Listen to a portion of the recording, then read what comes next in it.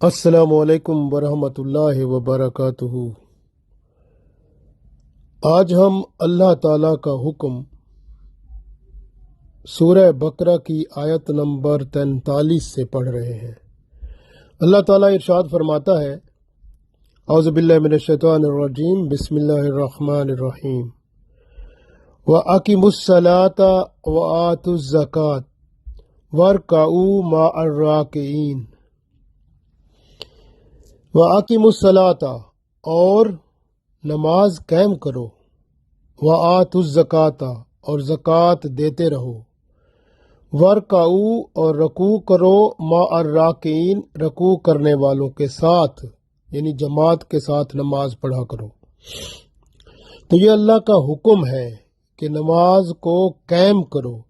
قائم کرنے کا مطلب یہ نہیں ہے کہ ہم ایک نماز پڑھ لی پھر دوسری چھوڑ دی، پھر اپنی مرضی سے کوئی اور پڑھ لی کبھی چھوڑ دی، یہ نہیں۔ قائم کا مطلب ہے جب آپ قائم کرو گے، جیسے ہوتا ہے نا، قائم کرنے کا مطلب ہوتا ہے ذخیرہ کرنا۔ جیسے آپ بینک میں پیسے رکھتے ہیں نا، تو وہ آپ پیسے رکھتے ہیں، اس سے نکالیں نہیں کبھی، بلکہ وہ رکھتے ہی جائیں تو وہ آپ کے قائم ہو جائیں گے مکمل۔ تو اسی طرح اللہ کے ہاں جو بینک ہے، اس کے اندر آپ کی نمازیں بھی اسی طرح سے قائم ہو جائیں گی، اور آپ رکھتے جائیں گے تو انشاءاللہ اللہ تعالیٰ کے ہاں وہ ساری نمازیں آپ کی موجود ہوں گی۔ قیامت کے دن پہلا سوال نماز کا ہوگا، تو آپ کو وہاں بتانا ہوگا تو وہ کتنی زندگی تھی، اور اس میں کتنے دن تھے، اور کتنی فرائض اس کے اوپر ادا کرنے تھے، اس نے کتنے ادا کیے، اور باقی سنتیں نوافل پڑھی نہیں پڑھی، تو سارا حساب ہوگا۔ تو پھر وہاں پر اگر جواب نہ آیا تو نیچے جہاں پر وہ حساب ہونا ہے وہ پل صراط ہے، جس کے نیچے جہنم ہے۔ تو وہاں اگر جواب میں غلطی ہوئی تو پیر سلپ ہوگا، پاؤں سلپ ہوگا، تو بندہ پھسل کر نیچے جہنم میں جا گرے گا۔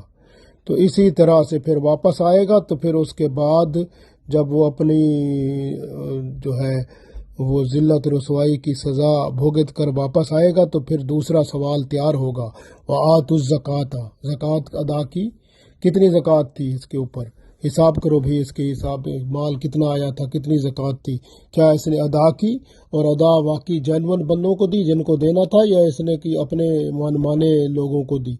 وہ پورا حساب کتاب ہوگا۔ اگر اس میں فیل ہوا تو سلپ ہوگا وہاں اس پل سے پھر نیچے۔ تو اس طرح سے وہ اپنے عذاب بھگتتے رہیں گے۔ اور وَارْکَعُوا مَعَ الرَّاکعِینَ جو ہے، یہ رکوع کرنے والوں کے ساتھ۔ تو اس کا مطلب یہ ہے کہ جماعت کے ساتھ۔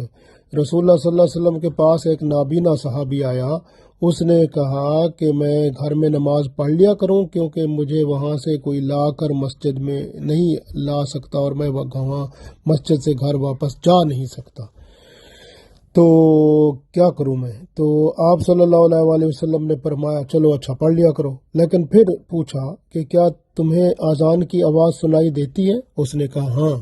پھر فرمایا پھر تمہیں مسجد میں آنا پڑے گا۔ تو گویا یہ تو نابینا بندہ ہے۔ اور شریعت کے مطابق حضرت عبداللہ بن عباس رضی اللہ تعالیٰ عنہ سے ایک اور حدیث ہے جو ابو داؤد میں موجود ہے، اور اس میں ہے کہ جو شخص اذان کی آواز سن سکتا ہے اور مسجد میں نہیں آتا، تو پھر اس پر جو ہے اس کی نماز نہیں ہوتی۔ ہاں اگر کوئی شرعی عذر ہو تو پھر اجازت ہے، گھر میں پڑھ سکتا ہے، یا بیمار ہے، کوئی اور تکلیف ہے یا مسئلہ ہے، ورنہ جو ہے وہ مسجد میں اس کو آنا پڑے گا۔ جس تک آواز جاتی ہے اذان کی، اس کو مسجد میں آنا پڑے گا نماز پڑھنے کے لیے۔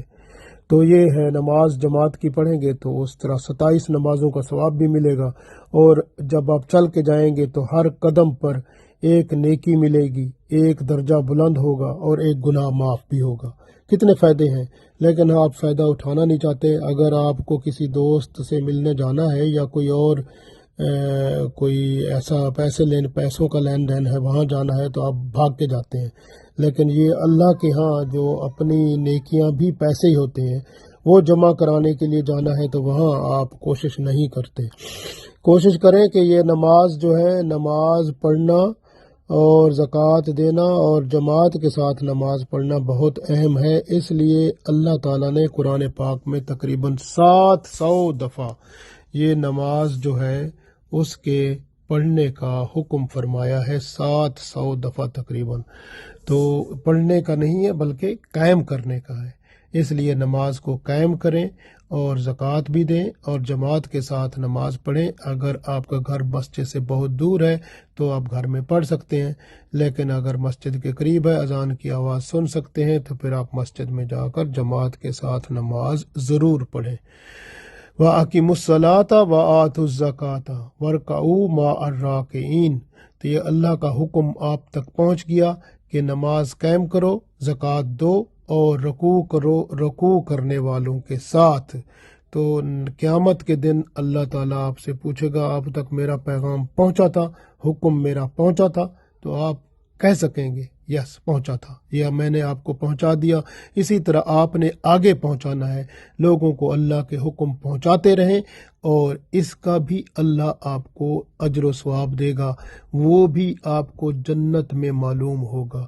اللہ تعالیٰ ہمیں دنیا میں اور آخرت میں کامیاب و کامران فرمائے اور اپنے احکامات پر پورا عمل پیرا ہونے کی توفیق دے، آمین۔